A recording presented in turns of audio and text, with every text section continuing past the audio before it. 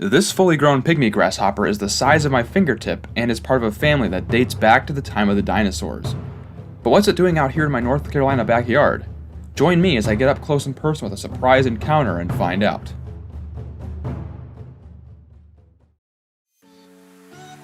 This area is what is known as a seep. The water table is unusually high, which results in a rather unusual ecosystem. After persistent rains, the water will pool or cascade through this glade in the woods, attracting a wide variety of interesting wildlife. So basically what I'm out here doing today is I'm taking note of all the different crayfish burrows. So these burrows all come in different shapes and sizes. This one was probably around the size of a softball before it got trampled by something.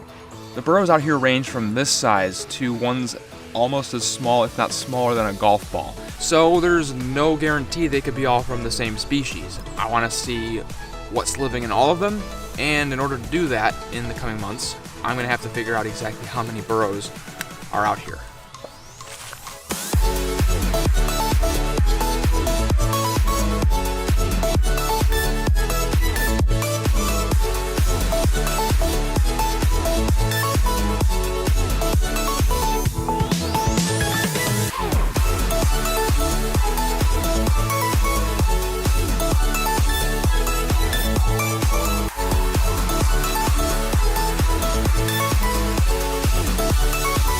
This little glade is one of my favorite places to explore out in the woods. I know I say that about a lot of places, but each one of these habitats really does have its own little unique creatures that you can find.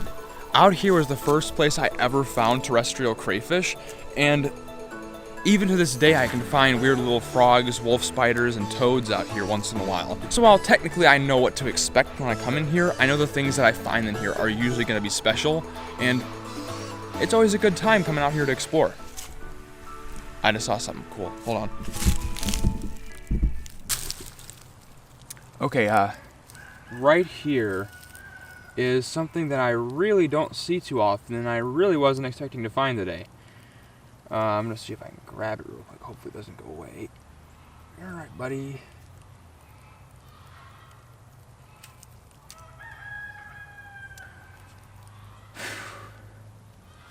Give me 1 second.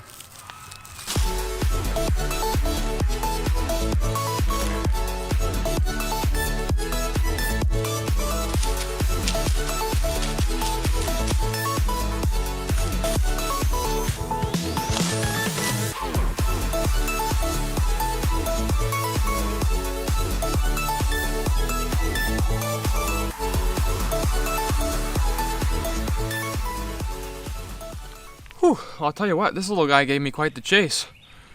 I honestly was not expecting to see one of these guys out here. This is a little pygmy grasshopper. Now, this is by no means something new to me. I've seen pygmy grasshoppers before, but I've never seen one out here before. And these guys are so incredibly tiny. Like this is a full-grown adult. Pygmy grasshoppers are the smallest family of grasshoppers, but their unusual nature doesn't stop there. There are dozens of ferns and hostas around, but it's not the leafy plants these little herbivores are after out here in the seep. Pygmy grasshoppers are algae specialists. That's right, they're not munching on your garden plants, but eating the scum in ponds, creeks, and yes, even this little seep here.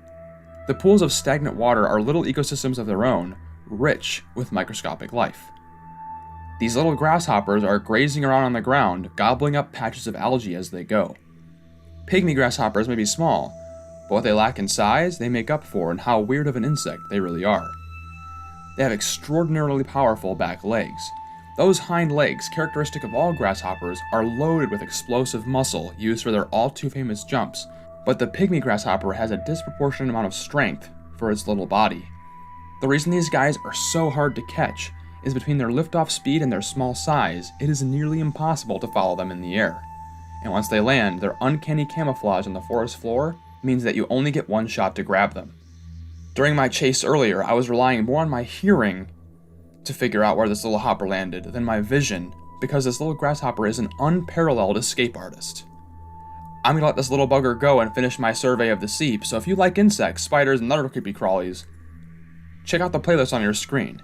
I hope to see you there, but until next time, don't forget to get outside and find your own adventure.